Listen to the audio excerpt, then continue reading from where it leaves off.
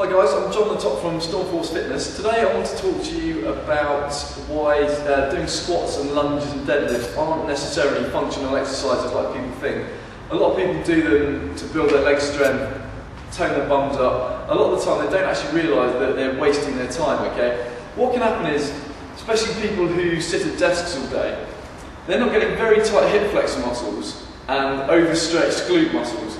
Almost to the point where these muscles get so inhibited they don't actually work. So it doesn't actually matter how many squats and how many lunges you do, these muscles aren't actually working. So what can then happen is that you overcompensate and use your legs too much. Okay? So your legs get stronger and stronger and stronger, but nothing ever seems to change in your bum. And it can be kind of very frustrating. You know, if you're looking to tone up that area or just generally build the strength, you seem to be doing the right exercises, yet nothing happens. And that's basically the reason, because the muscles effectively get switched off. So, like I said, it doesn't matter how many repetitions you do, it's going to do nothing for those particular muscles. So what I'm going to do now is show you a way that you can actually address this problem and get a lot more out of the exercises you're doing and actually make them functional. In other words, they're doing the job they're designed to do. Okay, this isn't quite the process we take with our personal training clients, because what I want to show you is how you can do it on your own.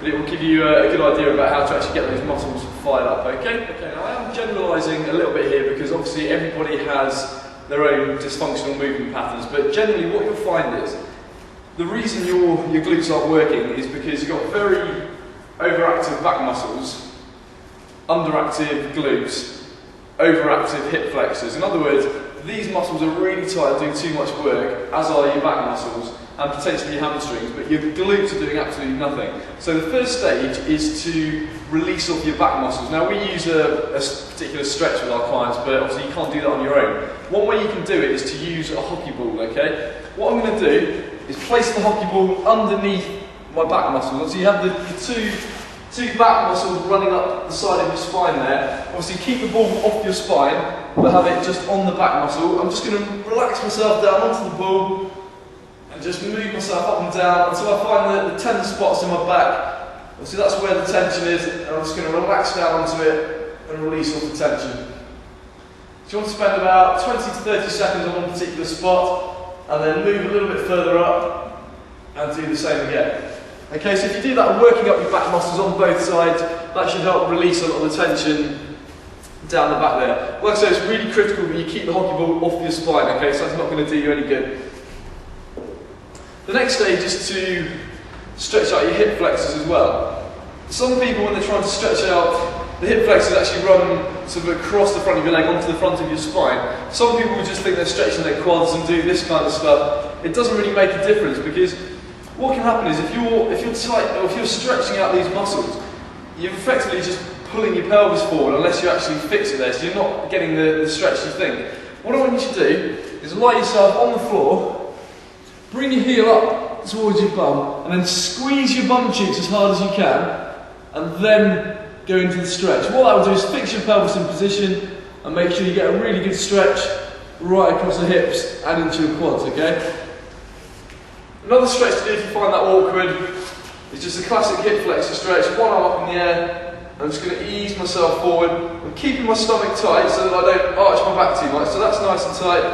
I'm just easing forward over my front knee and getting the stretch in there. If you want a little bit of extra stretch, just lean slightly away from your back leg. And again, move into it. You should get that stretch up there. Because your hip flexors are what we call a postural muscle, and they're involved in kind of holding you up all day, they take a lot longer to relax off than a lot of other muscles, okay? So, you know, you might take a minute and a half in that stretch to actually feel them release off. Okay, so you've got the release of your back muscles and also the stretch in the hip flexors. Once we've done that, we should be able to start doing a bit of work on the glutes. Okay, now that we've stretched off and released the hip flexors and the back muscles, we can start getting a bit more quality movement from the glutes, okay? The first thing you're going to do, and you might feel a bit stupid doing this in the gym, but you know, if it gets things working, who cares? We're going to get the nervous system working better and get some messages going from the brain into the muscle to actually get it fired up, okay? The way to do that is just simple prodding into the belly of your glutes there. Just trying it right into the belly. Might feel a bit tender at first. Just prodding all the way around the muscle. And like I say, that will just stimulate the nervous pathways, get those glutes fired up. Obviously, do the other side as well. Once you've got them fired up, we can start going into some more complicated movement patterns now. The starts off fairly simple. If you use a piece of equipment like this, you can use a weights bench, you can use the side of your sofa, it doesn't really make much difference. Somewhere that you can relax down onto. And then what I want you to do is just take your leg up as high as you can by contracting your glute, so you're contracting your bum muscle there. The key is it's as high as you can, only using that muscle. So I don't want you to arch your lower back, and I don't want you to rotate either. You just take it as high as you can. It's going to hold that maximum contraction for about 10 seconds. Really trying hard to keep it up there and not let your leg drop down. Okay, you keep it up, 10 seconds, relax down. If you repeat that 3 to 5 times on each leg, again, that will start teaching your body to use your glutes actually in movement. Okay, from there we can start moving on to the more complicated movements, the ones that you're doing at the moment, like your lunges and your squats. So now that you've got those fired up, you can actually start going into your lunges. Obviously you can do this with dumbbells, barbells, kettlebells, anything at all. And now you should feel that these glute muscles are actually working a bit better. So you can do your squats as well. As with most exercises, you've got to make sure you're getting the muscles fired up first, the right muscles fired up. Then make sure you're doing everything properly with body weight. Again, I'm concentrating on squeezing my bum as I come up, not just thinking about my legs.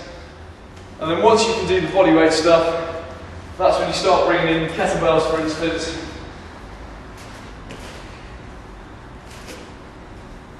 So I'm doing my deep kettlebell squats, going through full range of motion. Again, squeezing my bum as I come up. I can really feel that working in my glutes. And obviously weighted lunges.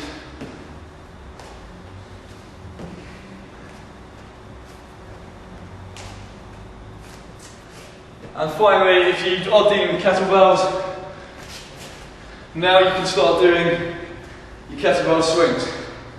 I see a lot of people launch into kettlebell swings. I've heard great things about kettlebells and how good they are for your bum. Again, they're only good for your bum if your bum works, okay? Your glutes are firing up. So make sure you get these working and then start doing your swings. Otherwise, you're going to start feeling in your lower back, because like I said, those are overactive and they're doing all of that extension movement rather than your glutes. Okay, so hopefully that shows you how you can work through releasing off tight muscles, firing up the muscles you want working, taking it through simple movements, and then integrating it into your lunges, your squats, your deadlifts and your swings. If you do that regularly, you're going to finally start seeing better tightness and better function in your bum. Okay, that's John from Stormforce Fitness. I'll see you soon. Thanks.